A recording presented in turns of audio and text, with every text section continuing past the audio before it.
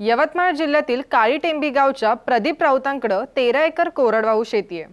यापैकी थोडक्या क्षेत्राला पाण्याची शाश्वत सोय झाल्यानंतर त्यांनी 25 गुंठ्यावर आलं पिकांची लागवड केली आहे। यंदा त्यांना आल्याचं 125 क्विंटल उत्पादन अपेक्षित आहे। यापासून किमान 5 लाखांचा नफा अपेक्षित आहे। आज आपण त्यांच्या आलं पिकाची यशोगाथा जाणून घेण्यासाठी यवतमाळ जिल्ह्यात जाणार आहोत। यवतमाळ जिल्ह्यातल्या महागाव तालुक्यातल्या काळीटेंबी गावात प्रदीप राऊतांची 13 एकर कोरडवाहू शेती आहे। यामध्ये ते पारंपरिक कोरडवाहू पिकं घेत होते, पण यातून आर्थिक उन्नती होत नव्हती। दरम्यान त्यांनी शेतीला पाण्याची सोय केली आणि बागायती पिकं घेण्यास सुरुवात केली। अशात गेल्या वर्षी पुण्यात एका कृषी दर्शनात आलं पिकाची माहिती त्यांना मिळाली। त्यानंतर राऊत यांनी आलं लागवडीचं नियोजन केलं आणि सोयाबीन हे पीक घेत होतो पहिले, आणि त्यातून मला कशाचाही फायदा होत नव्हता आणि हे शेतकऱ्यांनी हे पीक घ्यावं अशी माझी अपेक्षा आहे। आणि माझं नाव प्रदीप राऊत आहे।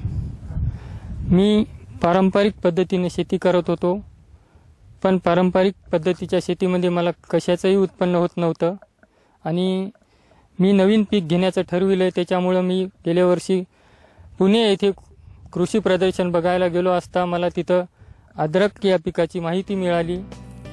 पश्चिम महाराष्ट्रातून आल्याचं 5 क्विंटल बियाणं आणून त्यांनी 25 गुंठ्यात आल्याची लागवड केली। लागवडीपूर्वी शेतात मशागत तसंच पूर्वतयारी केली। पिकाला पाणी देण्यासाठी ठिबकचा वापरही केला। सातारा इथून आले या पिकांचं बियाणं आणलं आणि आले पीक मी शेतामध्ये आज लावलं। तर लावते वेळेस पहिले मी शेतीची चांगली खोलवर नांगरणी केली। नांगरणी करून वखरणी केली। वखरणी केल्यानंतर मी ट्रॅक्टरच्या साहाय्याने बेड पाडलं आणि बेड पाडून बेडवर मी टोकन पद्धतीनं आले या पिकाची लागवड केली। लागवड करते वेळेस मी त्या बेडवर खताचं व्यवस्थापन केलं आणि खताचं व्यवस्थापन करते वेळेस मी सर्व बेडवरच खत टाकलं आणि ट्रॅक्टरच्या साहाय्याने बेड पाडून त्याच्यावर मी ड्रीप आतरून ड्रीपच्या साहाय्याने त्याला पाणी देत आहोत। शेणखत तसंच रासायनिक खतांचाही त्यांनी वापर केलाय। आज आल्याच्या पिकाला 7 महिने पूर्ण झालेत। आल्याचे अंदाजे 2 किलोपर्यंतचे कंद तयार झालेत।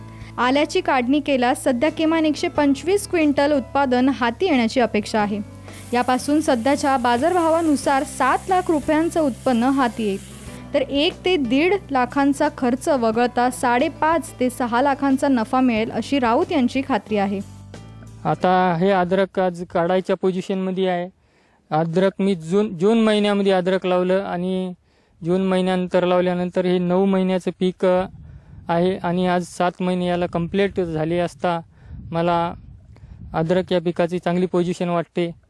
जवळपास 2 किलोचा गड्डा इथं तयार झालेला आहे आणि आज रोजी मार्केट भाव जर पकडला तर 6,000 रुपये मार्केट भाव आहे आणि मला या शेतीमध्ये जवळपास 125 क्विंटल अद्रक होण्याची अपेक्षा आहे आणि त्या 125 क्विंटल अद्रकाच्या हिशोबानं मला जर पकडलं तर 1 लाख रुपये शेती खर्च वगळता मला जवळपास 6-6.5 लाख रुपये उरण्याची अपेक्षा आहे। वेगवेगळ्या ठिकाणी जाऊन या अद्रकीच्या लागवडीचं पिकाचं माहिती घेतली आणि त्या ठिकाणी त्यांना लक्षात आलं की बाबा हे अद्रकीचं पीक आहे ते चांगल्या प्रकारे आपल्याला उत्पन्न देऊ शकते।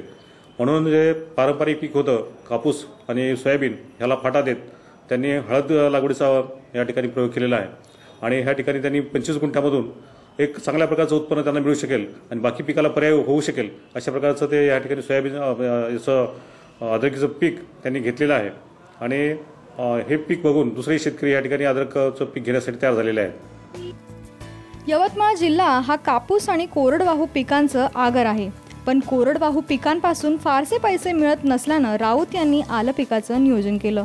त्यांना याचा चांगला फायदा झाल्याचं दिसतंय। त्यांच्याप्रमाणे विदर्भातल्या कोरडवाहू शेतकऱ्यांनी थोड्या प्रमाणात बागायती पिकांची लागवड केल्यास आर्थिक नफ्याचं प्रमाण वाढवता येतं, हेच राऊत यांनी दाखवून दिलंय। गजानन भोयर, ब्युरो रिपोर्ट, साम टीव्ही, यवतमाळ।